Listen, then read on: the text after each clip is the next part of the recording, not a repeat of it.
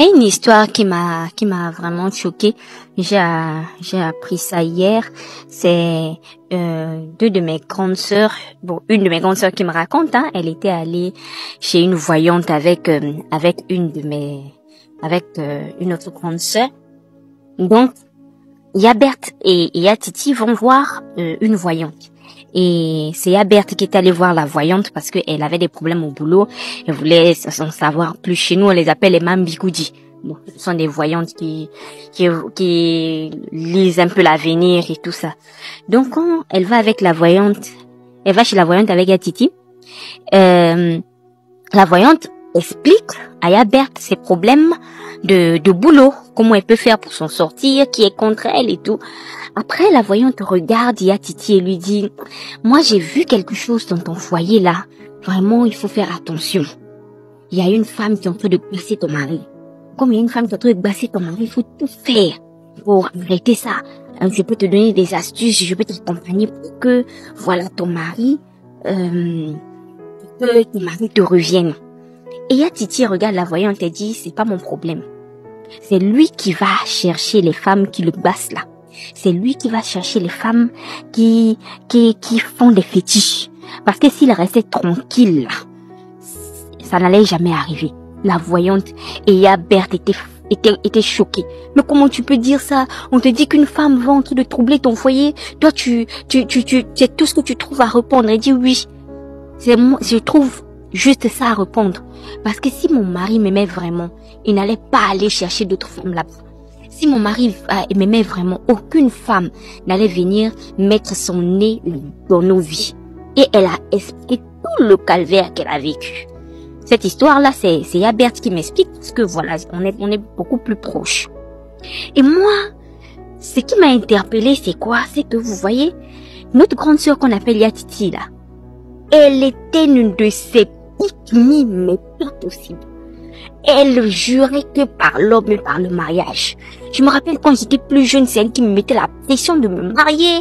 C'est elle qui me disait de ne pas aller trop loin dans les études, sinon je n'aurais pas de mari. Pour elle, c'était le mariage ou rien. Pour elle, c'était l'homme ou rien. Et donc, elle était prête à faire tout et n'importe quoi pour garder son mari. Avec son mari, ils ont commencé depuis l'université. Donc, du coup, elle était très virulente contre toutes les femmes qui étaient autour de son mari, contre toutes celles qui regardaient son mari. Elle ne faisait que les attaquer. Pour elle, c'était ces femmes-là qui voulaient détruire son foyer. Mais ça m'a étonné que la même Titi tienne ce genre de langage aujourd'hui. Et quand on s'est croisé avec elle, on a eu à reparler de cette situation. Elle nous dit qu'elle s'en fout maintenant de ce que son mari fait. Elle s'en fout maintenant des gens avec qui son mari sort. Elle, tout ce qui l'importe, c'est que son dernier enfant ait le bac.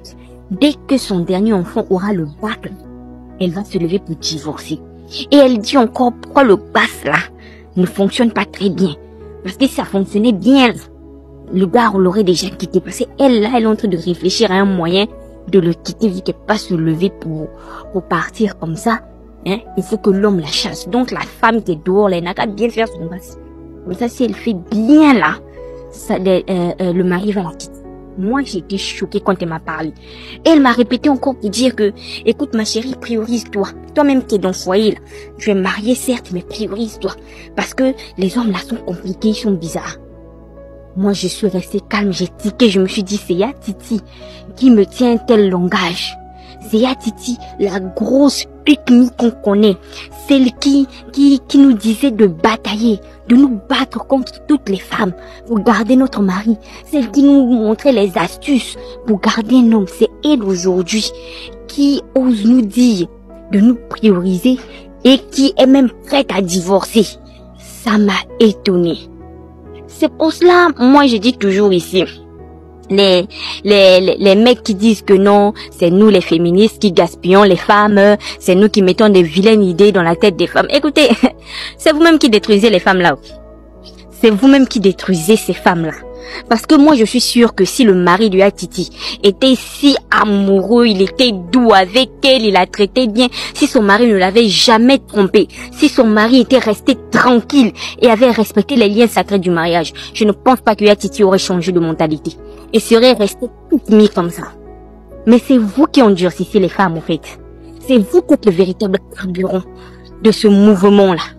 Et c'est grâce à vous, oui, que le mouvement féministe est en train de monter. Moi, je panique pas quand je vois des mecs qui parlent mal des femmes, qui sont là à humilier les femmes, les mecs du genre Alexis Tchens là. Moi, je panique pas. Au contraire, ils ne font que contribuer à